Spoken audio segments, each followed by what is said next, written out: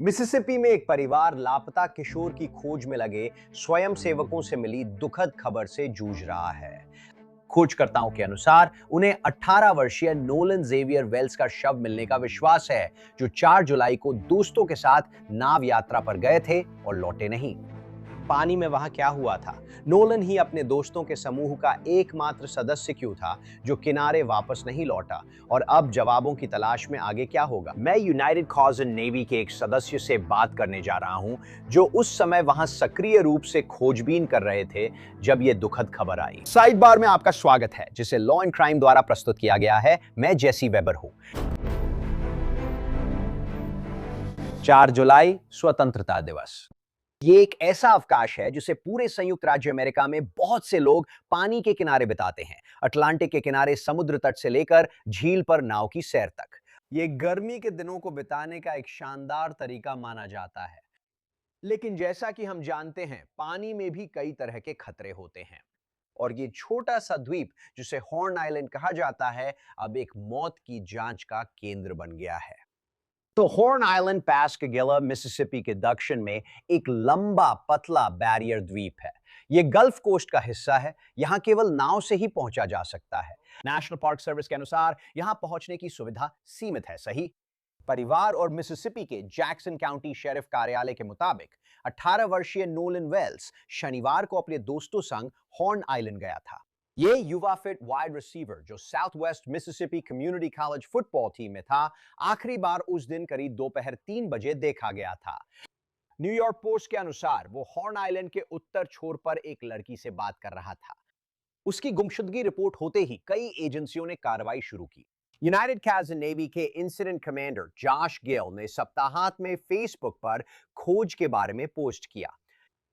6 feet लंबा 180 pound का व्यक्ति हॉर्न आइलैंड के उत्तर छोर पर आखिरी बार देखा गया था, अब तक नहीं मिला है। ठीक है, वो आखिरी बार उत्तर छोर पर एक लड़की से बात कर रहा था और कल दोस्तों के साथ नाव में हॉर्न आइलैंड गया। 24 घंटे से उससे संपर्क नहीं हुआ है। सो दोस्तों, अगर आप मछली पकड़ रहे हैं या जेट स्कीइंग कर रहे हैं तो नज़र नोलन पर रखें।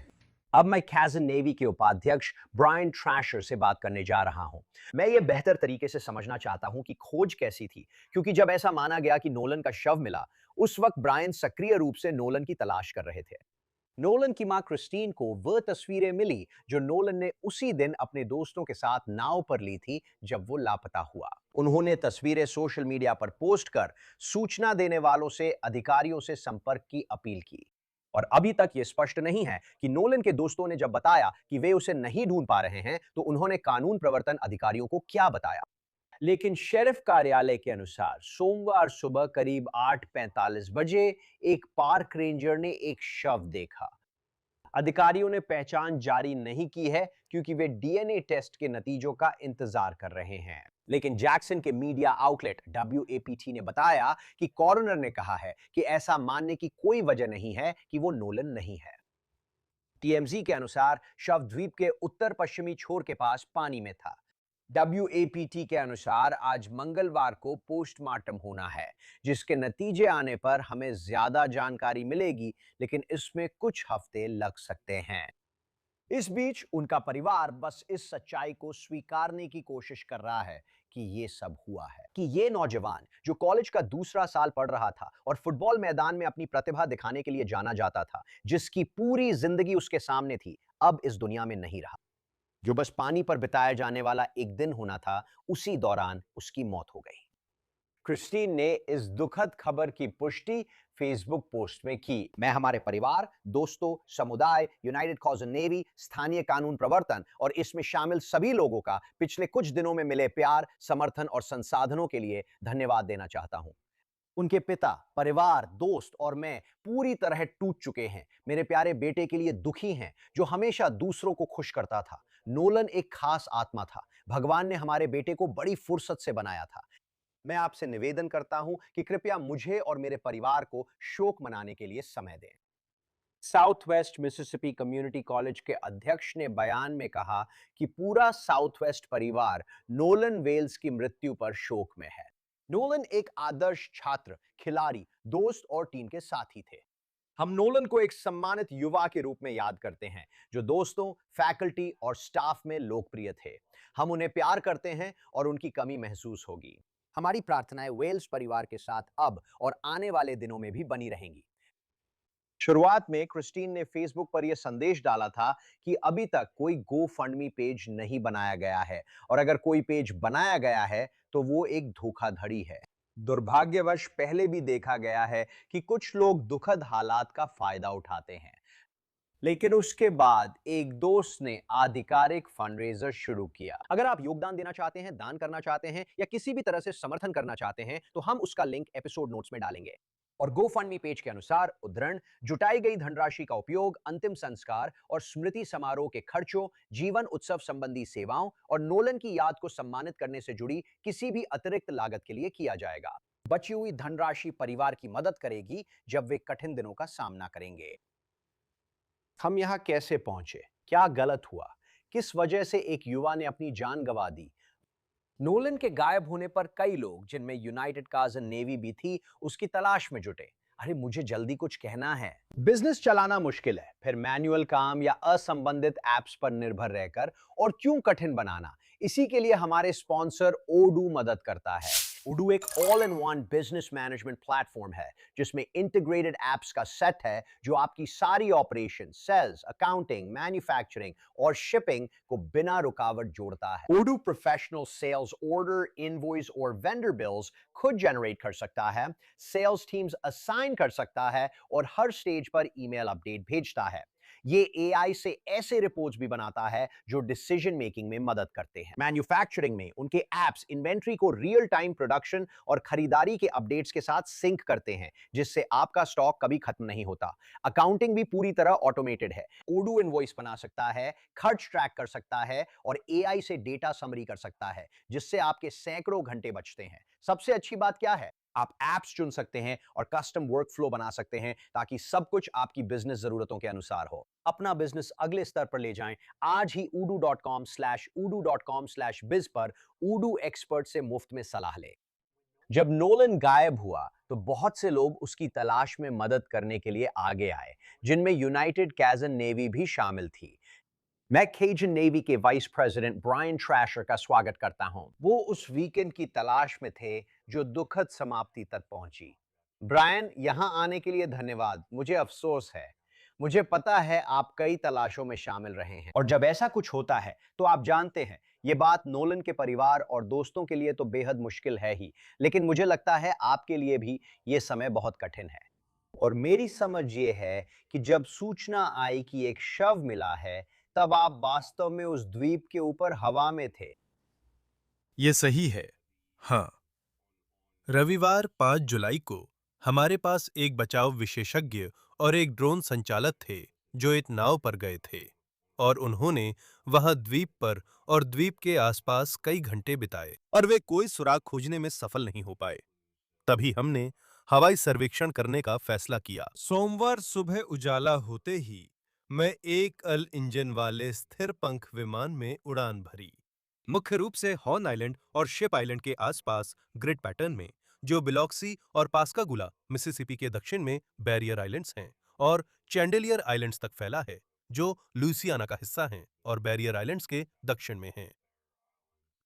क्या आप कोई गतिविधि ढूंढ रहे थे? और फिर हाँ, जब हम हॉर्न आइलैंड के उत्तर पश्चिमी सिरे के ऊपर से उत्तर की ओर उड़ रहे थे तो हमने देखा कि वहां कुछ नावें समुद्र तट पर फंसी हुई थीं जो पहले वहां नहीं थीं, और मैं नीचे देख सकता था और मुझे दिख रहा था कि वहां कुछ हो रहा है।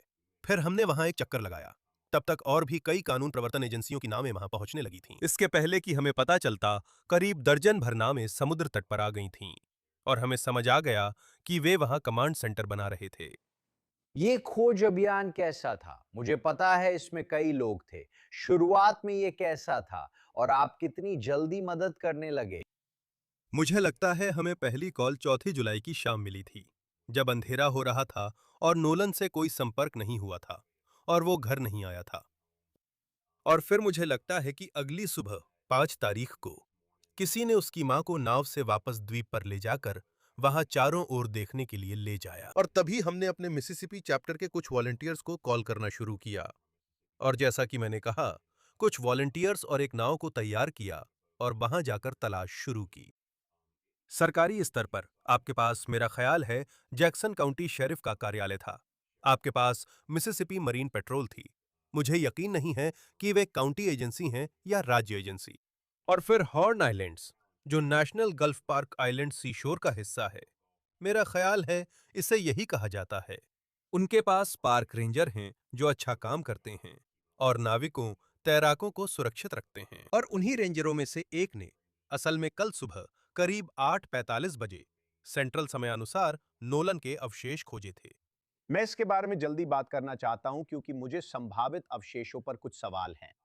यूनाइटेड कैज़न नेवी कौन से ऐसे संसाधन देती है जो पारंपरिक कानून प्रवर्तन या अन्य एजेंसियों के पास नहीं होते? आपकी भूमिका क्या है? ये दिलचस्प है। हमने चर्चा की है कि उन्हें नैन्सी गैथरी मामले की जांच में मदद करने की अनुमति मिलनी चाहिए। सामान्य तौर पर आप कौन से संसाधन उपलब्ध कराते हैं?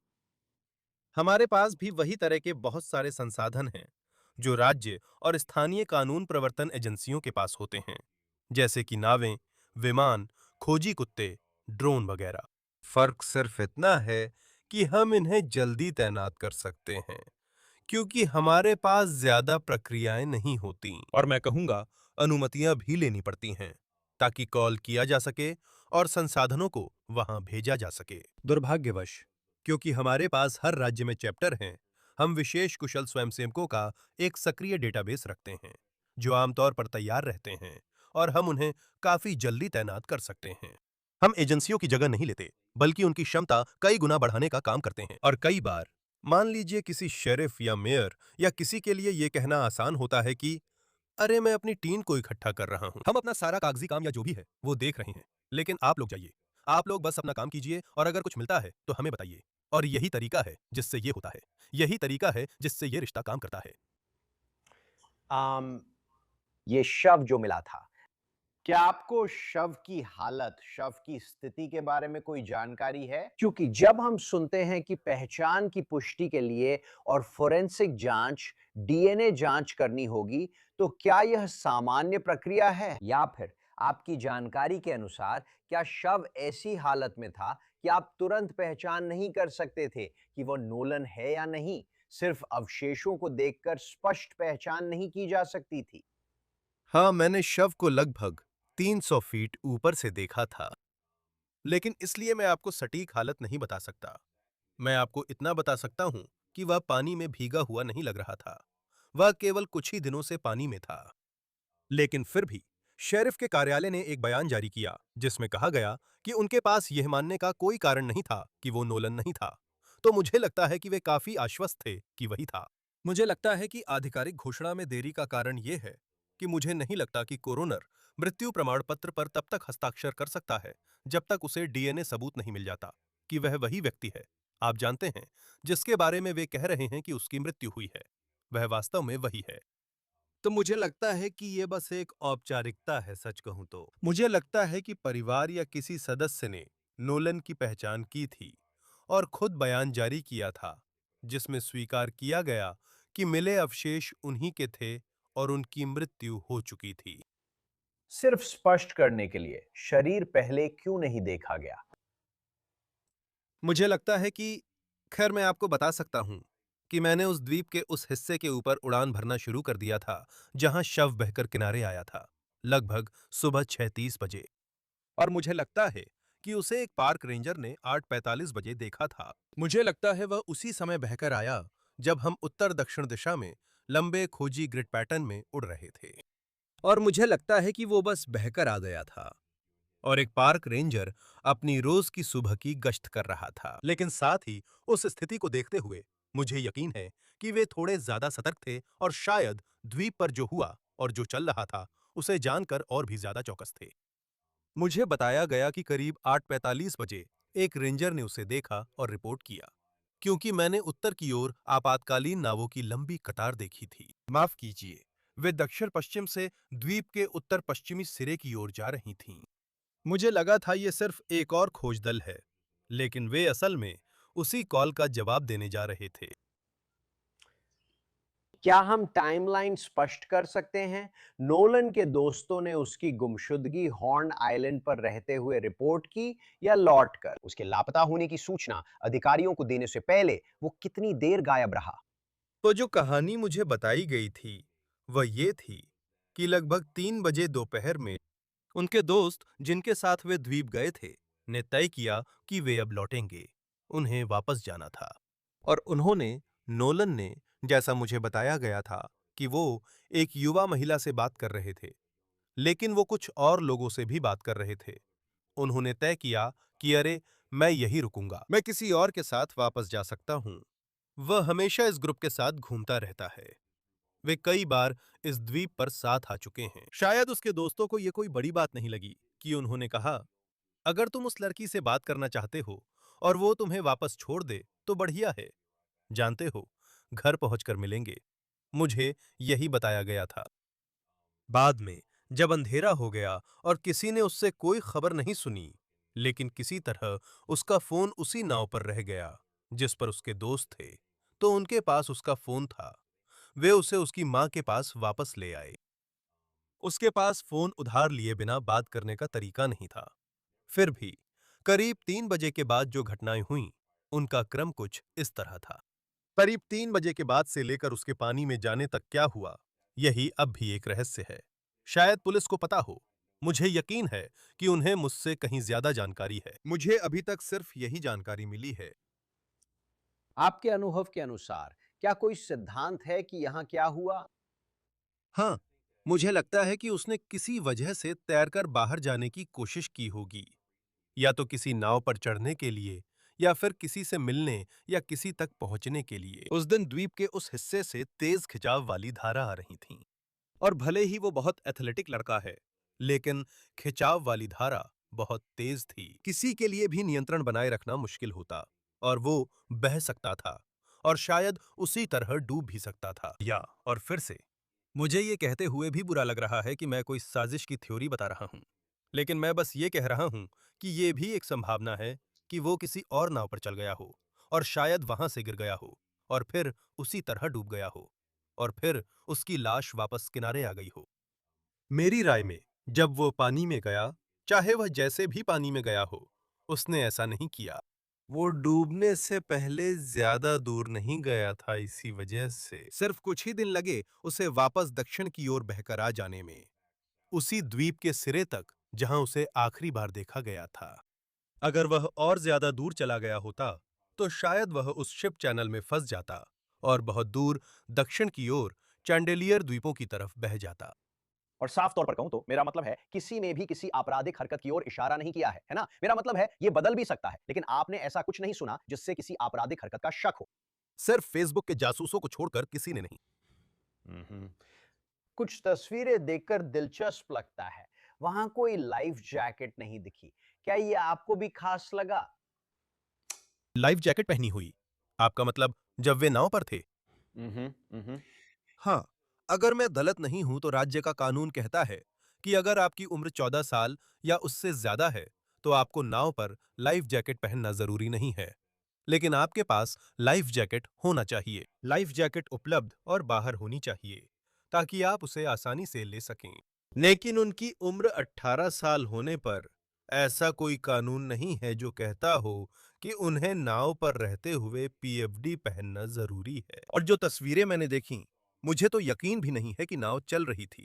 और अगर नाव लंगर डाले हुए है, तो बिल्कुल भी ऐसा कोई कानून नहीं है जो कहता हो कि आपको पीएफडी पहनना जरूरी है। तब मौसम कैसा था? क्या आपको लगता है कि उसका कोई असर पड़ा?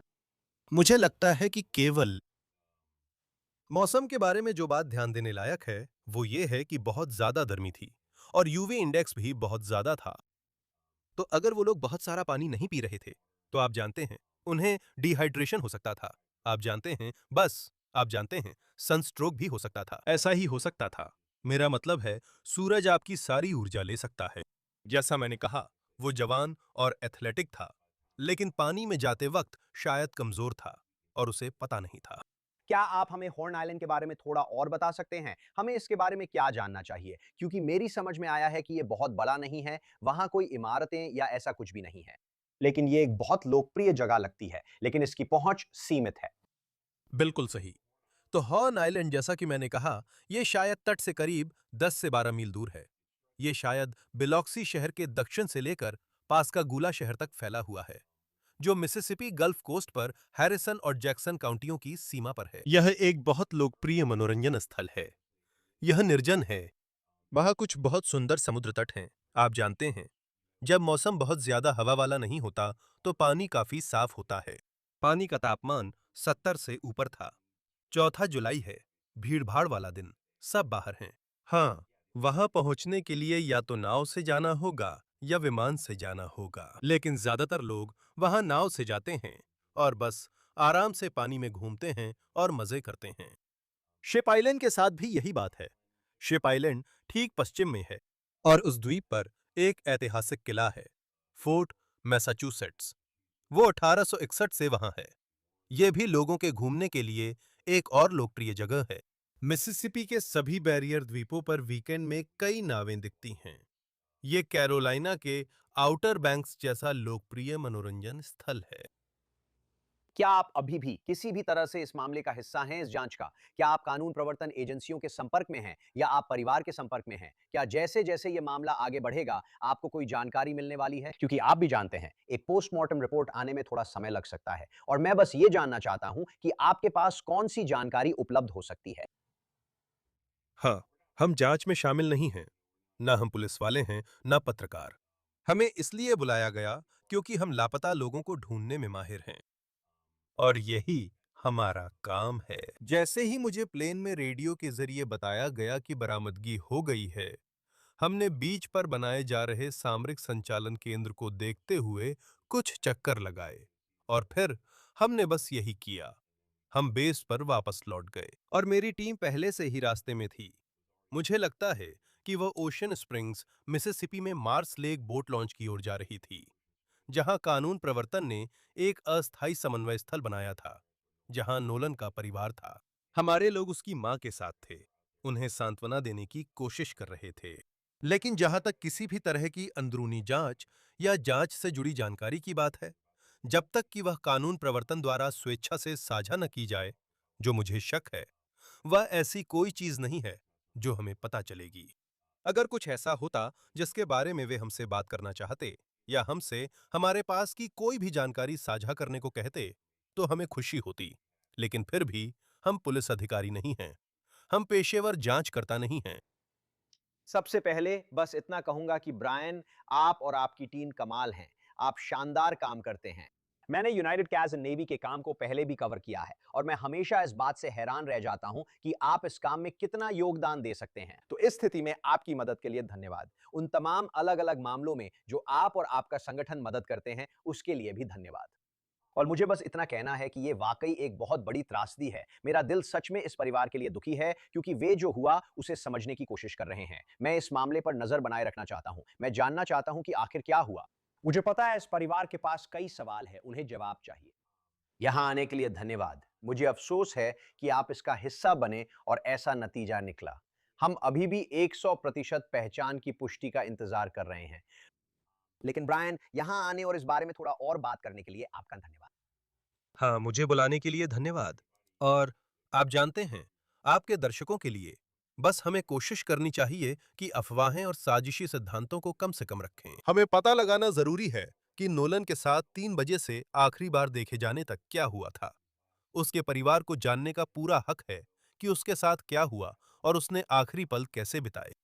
लेकिन उसके दोस्त, जिनसे उसकी बचपन से दोस्ती थी, उन्हें लोग भयानक आरोप लगाकर जान से मारने की धमकी दे रहे हैं। अभी हमें कुछ पता नहीं है। कानून प्रवर्तन एजेंसियों को अपना काम करने दें और सच्चाई सामने आने दें। यही हम जनता से भी कह रहे हैं। बहुत सही कहा। ठीक है, देखते हैं आगे क्या होता है। ब्रायन ट्रैशर, धन्यवाद। धन्यवाद भाई। और फिलहाल हमारे पास साइड बार पर आपके लिए बस इतना ही है दोस्तों। हमारे साथ जुड़ने के लिए बहुत बहुत धन्यवाद। और हमेशा की तरह कृपया YouTube, Apple पॉडकास्ट, Spotify या जहां भी आप अपने पॉडकास्ट सुनते हैं वहां सब्सक्राइब करें। आप NBC के पीकॉक पर भी देख सकते हैं। मुझे X, Instagram पर फॉलो करें और न्यूज नेशन शो जेसी वेबर लाइव सोमवार से शुक्रवार ईस्टर्न समयानुसार रात 11 बजे देखें। फिर मिलेंगे दोस्तों।